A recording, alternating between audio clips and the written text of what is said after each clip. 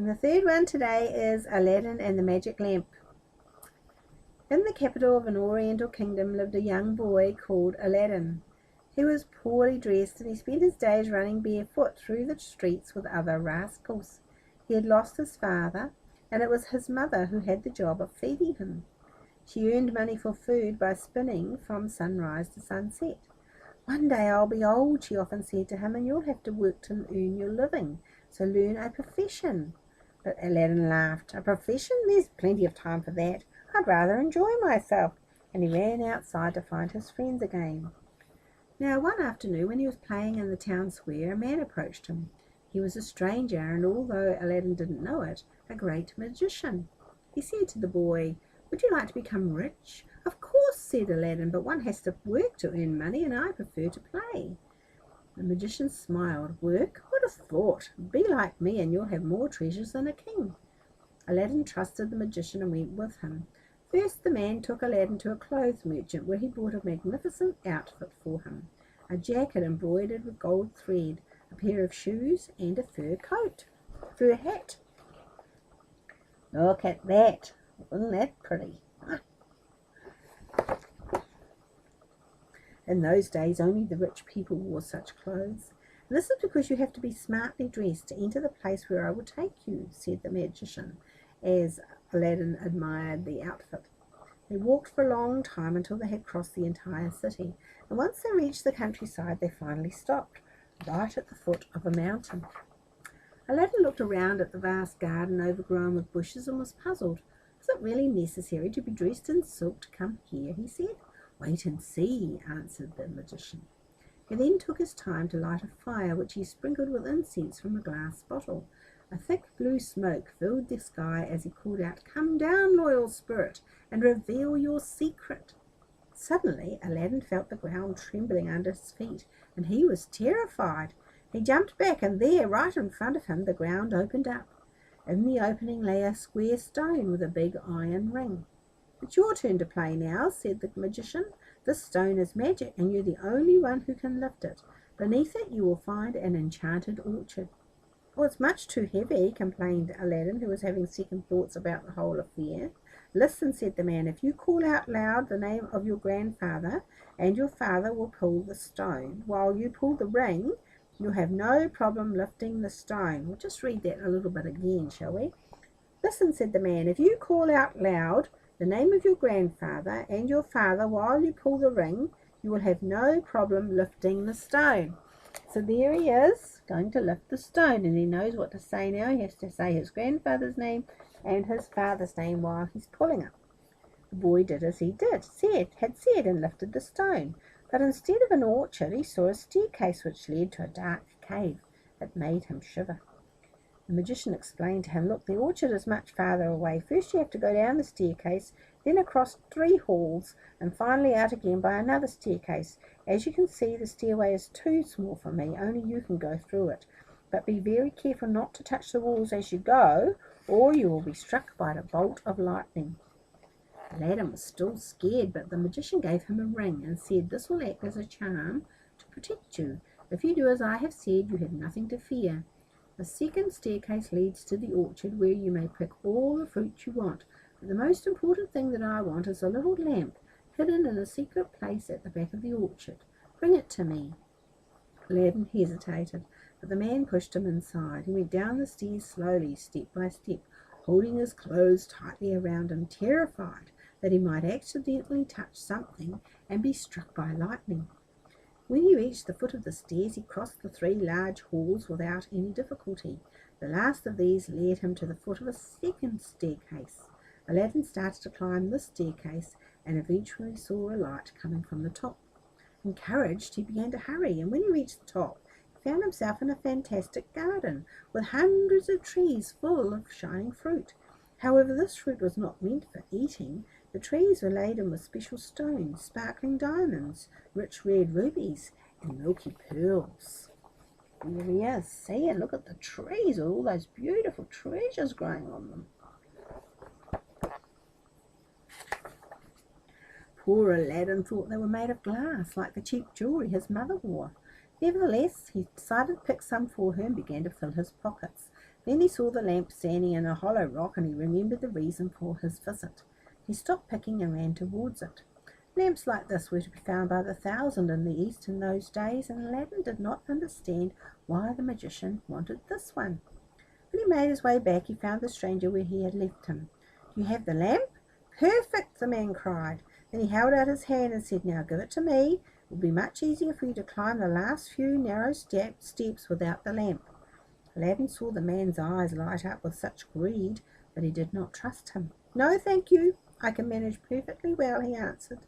The magician insisted, but when he saw that Aladdin was not so easily led, he became very annoyed. "How dare you disobey me?" he said angrily. "This will cost you dearly." He poured the rest of the contents of the glass bottle over the fire and uttered some words that made the ground tremble, and before Aladdin could go even one step further, the opening closed. The boy ran as fast as he could back to the stairs that led to the orchard, but that was closed too. "I've been caught like a rat in a trap," groaned the boy, and collapsed on his tears. Certain that he was destined to die all alone in this black hole, Aladdin fell asleep. For how long? That was difficult to say, since no daylight came in. And when he woke up, he was starving, hungry, and very cold. He rubbed his hands together to warm them up. As he was doing so, he also rubbed the ring that the magician had given him. It did not take much rubbing before an extraordinary figure suddenly appeared from the ground. With his crooked hands, his long moustache, and his dark eyebrows, he looked very fierce. Nevertheless, he said, "I am the genie of the ring. Your wish is my command. What do you want?" There he is. That's the genie of the ring, all because Aladdin rubbed his hands and accidentally rubbed the ring, and by rubbing the ring, the genie was released to come out. "I want to get out of this place," exclaimed Aladdin. As soon as he had made his wish, it was granted. The genie vanished, and the cave opened. Aladdin was delighted and leapt outside as free as a bird. Then, without losing any more time, he rushed home. When his mother saw Aladdin, she cried out with joy, "My child, my darling, I thought you were dead. Where have you been all this time?" Aladdin told her what had happened to him and showed her the lamp, as well as the precious stones. His mother also thought they were made of glass. She did not give them another thought, and put them in a box where they lay forgotten. As for the lamp, she decided to sell it. Her starving son had eaten all the food in the house, and with this she could buy some more bread. She took a rag and polished the lamp, but 2 seconds later she dropped it on the floor instead. A curious figure was standing in front of her, as terrifying as a demon. Nevertheless, when he spoke, he sounded very friendly. "I am the genie of the lamp," he said. "Tell me your wishes, and they will be granted." But it was Aladdin who spoke first. "We want something to eat." As soon as his wish was made, it was granted. The genie brought bread, 2 bottles of wine, and all sorts of succulent food served on silver plates. There was enough for at least 4 meals. Believe me, that night Aladdin and his mother went to sleep with full stomachs, and now that they knew how to make the genie appear, they were able to ask for everything they wanted. A soft touch with a rag on the lamp of happiness, and 2 minutes later dinner was ready. And soon they had more plates, forks, and spoons than they knew what to do with, so they decided to sell them. They were made of silver, so they sold them for a good price. At last Aladdin and his mother had found a way to earn their living without getting tired. The genie and the lamp kept them well for many years. As Aladdin grew up, he lost his lazy attitude and took an interest in learning new things. The rich merchants with whom he did business taught him good manners and the art of distinguishing glass from diamond. At last he realized that the colourful fruits from the orchard were precious stones, and that he and his mother were in fact rich. He was still counting all his wealth and wondering how to spend it, when something happened to interrupt his thoughts. Bad rule Budea, this eldest daughter of the Sultan and a princess of high rank, passed by his house. Followed by her servant, she went to the bathhouse. She was renowned as a great beauty, but with a fan in her hand and a veil over her face, it was impossible to see whether it was true. So that's the princess going past his house, off to go to the bathhouse, because in those days everyone bathed in the same place. It was like a big giant swimming pool. Aladdin, intrigued by the princess, followed her secretly, and when they arrived at the bathhouse, Aladdin hid behind a door and stared, and when the princess lifted up her veil, the young man saw the most beautiful face he had ever seen. The next second he had fallen in love with her. He ran home to his mother and told her everything. She thought he'd gone mad, especially when he told her that he wanted to marry the princess. "Marry her!" cried the old woman. "But her father's a rich sultan. We, my child, are poor people." "Not any more," replied Aladdin. He went to look for the box in which lay the treasure from the orchard. Taking it to his mother, he ran the jewels through his fingers and said, "They are real. Each diamond is worth more than all the silver plates we've sold. If you go to the palace with such a present, I am certain you'll be admitted." "To the palace!" cried his mother. "But I'd never dare do that. What would I say to the sultan?" "That your son loves the princess and that he wants to marry her," replied Aladdin. "Then you lay the present at his feet." "Oh, I beg you, mother, if you don't do it, I think I'll die." Aladdin's mother was very frightened, but nonetheless she went to the palace the next day and knocked at the gate. She held the present close to her heart, a large cup containing precious stones and diamonds, covered with a white cloth. There she is, bending down in front of the sultan to tell her that her son wanted to marry the princess's daughter.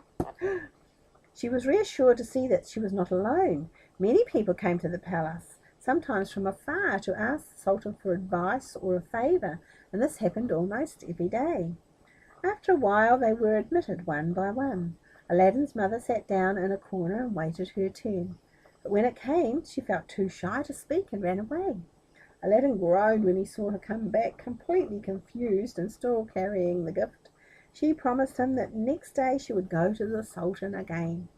Unfortunately, that day the sultan had gone out hunting, and Aladdin's mother found the palace doors shut. Her son was so disappointed he thought he was going to die of a broken heart. The third day, however, his mother did get in to see the sultan.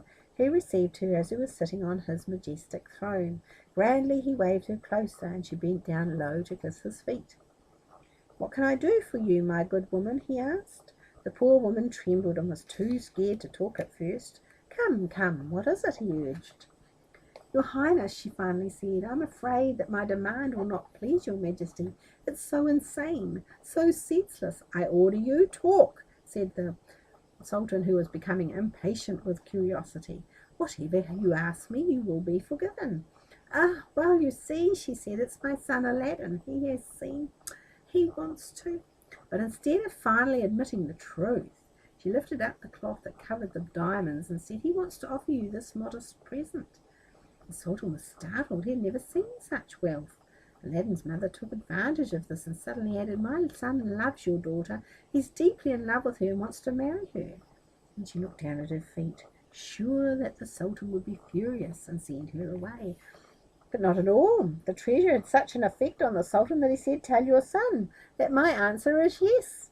It's not hard to imagine Aladdin's joy that evening when his mother returned home. He was going to marry the Sultan's daughter. The next morning he received a message from the Sultan which read, "If young Aladdin wants my daughter's hand in marriage, he will have to bring me 40 bowls filled with precious stones, pearls, and diamonds, carried by 40 servants." "He's changed his mind," said the mother to her son.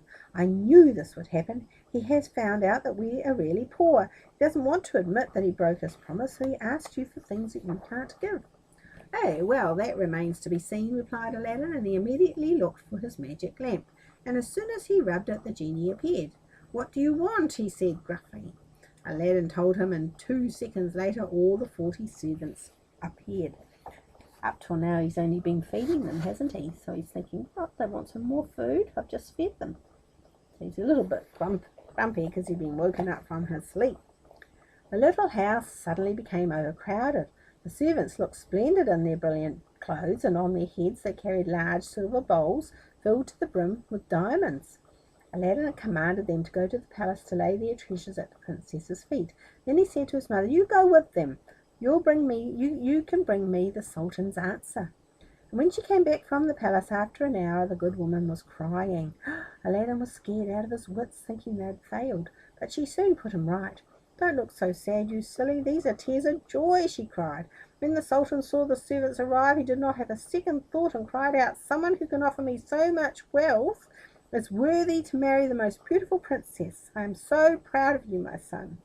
Aladdin was thrilled. He embraced his mother and danced her around the room. "There's one little thing that worries me," she said at last. The Sultan's Grand Vizier alone was not happy. His son also had hoped to marry the princess. "You'll have to watch this man carefully in the future." But Aladdin did not listen any more. He took the magic lamp and he rubbed it. And when the genie appeared, he commanded, "I want to take a bath." He had hardly pronounced these words when he felt himself lifted by invisible hands and plunged into an immense basin overflowing with perfumed water. What a marvellous bath! How good he felt! He came out clean and soft from head to toe. Then he was dressed in magnificent clothes, and when his mother saw him, she cried out because he looked so handsome. "This is only the beginning," he said, smiling. "The genie has promised me 100 servants and a horse, and for you, dear mother, 30 loyal servants." And as soon as he had heard these words, everything appeared. Aladdin had never ridden a horse before, but he mounted without any difficulty, for the genie had thought of everything. Look at this beautiful horse. And look at Aladdin. Who's that up in the corner? Yes, it's people. Those are all his servants throwing gold coins around. "To the Sultan's palace," he cried, urging the horse forward. The horse obeyed, and everyone followed him. The people who saw this marvellous procession pass by could not believe their eyes, especially when the servants began to throw gold pieces in the air. "Long live Aladdin!" cried the crowd, picking up the money. Then the palace doors opened wide before him. The Sultan welcomed him. He was not disappointed with the look of his future son-in-law, and neither was Badroul Budoor. She looked at Aladdin from behind some screens and fell immediately in love with him.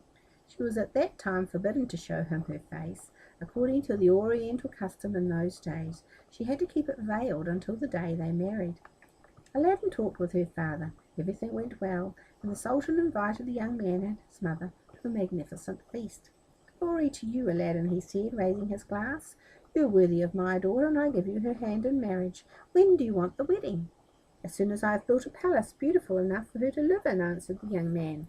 "Well spoken," said the Sultan, and he emptied his glass. That evening at home, Aladdin's mother declared, "Explain it to me, my son, because I don't understand. For all this time you've been dreaming about just one thing, marrying the princess. Now, just as your dream comes true, you destroy everything by making a promise you can't keep. Have you gone mad?" "Not at all," answered Aladdin, picking up the magic lamp. Before the genie even had time to speak, Aladdin had already made his wish. A palace entirely made of marble, worthy of the princess. It should have walls decorated with diamonds, mosaic flooring, finished with everything of the finest quality, and surrounded by magnificent gardens. The genie listened, not the least surprised. When at last he spoke, it was to ask, "And where do you wish this palace to be situated?" "Outside the Sultan's palace," answered Aladdin. "Very well," said the genie, and with that he vanished. The next morning the genie appeared and said to Aladdin, "Your palace is built. Do you want to visit it?" The young man was stupefied with this speed, but he nodded, and a second later he was transported to the palace, and it was exactly as he had commanded, but 10 times larger, 10 times more astonishing, and more dazzling. When he went inside, Aladdin noticed that numerous people were already busy. Room maids, cooks, servants, and guards. Everyone made a deep bow when they saw him pass. He could see the Sultan's palace from the front window. It was right across from his, as he had wished, with a long avenue in between. The princess could easily see her father every day, even after she was married. Aladdin was enchanted and thanked the genie warmly. But someone in the Sultan's palace was not pleased. Not the princess, of course, neither her nor her father. Indeed, when they woke up, they both applauded at the sight of this miracle. No, the person who complained, protested, raged, and sighed was the Grand Vizier. "That palace isn't real," he exclaimed to the Sultan. "It's a magical trick. No one can build a palace in one night, or magic or not. It's there," replied the Sultan. "Thanks to Aladdin, who's rich and powerful. Whatever you think, he deserves the princess, and he will marry her tomorrow." What was said was done. The marriage took place the next morning in the Sultan's palace, and next evening the newlyweds moved into their magnificent palace across the way. There you go, and he thought of everything, didn't he? Because he knew she'd be lonely without her daddy. So he built the palace so that she could walk and see her daddy every day if she wanted to. Wasn't that nice? And so began a beautiful love story. The couple adored each other more and more every day, and Aladdin's mother, who lived nearby, got along very well with Badroulbadour. Aladdin helped to govern the Sultan's kingdom, and as time passed by, his subjects grew to love him more and more. Every time he went to the mosque or when he went hunting, he distributed gold pieces to the crowd. Everyone in the country spoke highly of his kindness, his generosity, and his talent for keeping law and order. He became so well known beyond the borders, the mountains and the seas, that his name was even mentioned in Africa. Well, there lived someone who knew him very well, but who thought he had been dead for many years. That's right, but who thought he had been dead for many years. It was the wicked magician. He remembered the lad as if it were yesterday, and if the poor Aladdin was rich now, it must be all thanks to the lamp he had found in the orchard. The magician promised himself to recapture it. By means of magic he soon arrived in the east, and there he swiftly disguised himself as a travelling merchant trading lamps. Then, finding out that Aladdin had gone hunting, he began to prowl around his palace.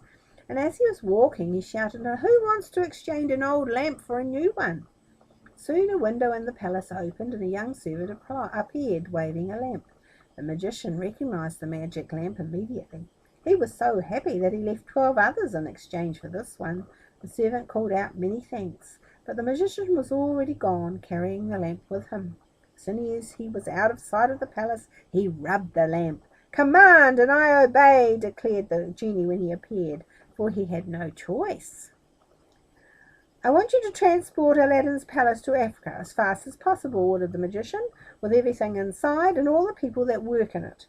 His wish was granted immediately, and just 2 minutes later the powerful genie flew off, carrying the magician, the palace, and everything in it with him.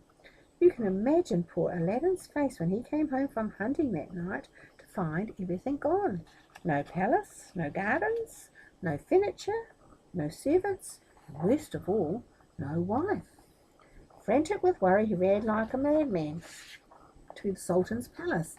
"Ah, there you are, crook!" the Sultan cried. "Where's my daughter? So the Grand Vizier was right to curse your palace, saying it was just a magical trick. Well, my fine young beggar, you have 45 days to redeem yourself. If my dear Badroulbadour still isn't back by then, you will be taken to the guillotine." So there's the Sultan, very angry that his daughter's gone missing. Wouldn't you be angry too? I would be too. Aladdin understood the Sultan's anger and decided that he'd better leave. He crossed the entire city, looking everywhere for Badroulbadour, but no one had seen her. And when he said that she had disappeared together with the palace, they thought he'd gone mad. He then went to the neighbouring towns, and little by little he searched the whole kingdom, but all in vain. By the 43rd day he was so tired and so desperate that when he saw a river he decided to end it all. Just before he reached it he slipped and fell. Now all these years he had been wearing the magic ring and forgot all about it. When he fell he rubbed the ring by accident, and the genie appeared at once. "Here I am, what do you want?" it asked. "I want to see Badroulbadour again," cried Aladdin. The genie granted his wish on the spot, but to Aladdin's surprise the genie took Aladdin with him to Africa. There was his marvellous palace, stood like an immense green oasis in the middle of the desert. He approached the nearest window and knocked on it gently. A few seconds later the princess herself opened it. Oh, she was so happy to see Aladdin again. She told him that she was a prisoner of the cruel magician who wanted to marry her against her will. So there you go. Knocked on the window and she saw her beloved husband. Aladdin was beside himself with joy to see her again. Nonetheless, he was confused. "Why are you not surprised to see me?" he asked. "Well, last night I saw you in a dream," replied Badroulbadour. "Since then I've been waiting for you. Come inside, I have a plan." As soon as Aladdin was safely in the palace, the beautiful girl told him her plan. "At the moment the magician's not here," she said. "As soon as he comes back you must hide. Tonight I'll put a poison in his drink that a servant has brought for me. After that it will be up to you to find us a way home again." Well, that shouldn't be difficult, cried Aladdin. But first we'll have to find a lamp that belongs to me and which must be in the hands of the wicked magician at this very moment. He had hardly said this when a door slammed. There he is, whispered Badroulbadour. Quickly, hide yourself. Aladdin jumped into a closed chest and she closed it after him. Time seemed to pass so slowly to the poor boy in his dark hiding place. There he is, inside the chest, hiding. Many questions went through his head, and he even wondered if Badroulbadour had miscalculated her plan. What if the deadly poison had no effect? What if the magician became suspicious and refused to drink it? The more the time went by, the more impatient he became, and the faster his heart began to beat. At last he heard footsteps and listened carefully. Did they belong to his wife or to the magician? Before he could give it another thought, the chest was opened. It was Badroulbadour, and she smiled at him. "Come and see," she cried. He leapt out of the chest and walked behind her towards the dining room. There he cried out with relief. The magician lay dead on the floor, and the magic lamp stood next to him. "I found it when I went through his pockets," explained the princess. "Well, now we're saved," cried Aladdin. Then Aladdin took the lamp and rubbed it. In less than a second the genie appeared. "We want to return to our beautiful country," cried the happy young man. He had hardly pronounced these words when the palace and the gardens, the servants and the furniture, wife and husband, were all taken up by the powerful genie and flown back home. And when the Sultan opened the grand palace shutters the next morning, a marvellous sight greeted his astonished eyes. He was beside himself with joy when he saw that Aladdin's palace had returned. He didn't care a bit when the obstinate vizier repeated that it was just a magical trick. The Sultan just hurried off to see his daughter. And later on that day a great feast was organised to celebrate Badroulbadour's and Aladdin's return, and if, amongst the laughter, one could sometimes hear some deep sighs, no one was surprised. It was only the Grand Vizier. So there's the magic lamp. So be careful if you find one. You never know, it might be a magic lamp, mightn't it?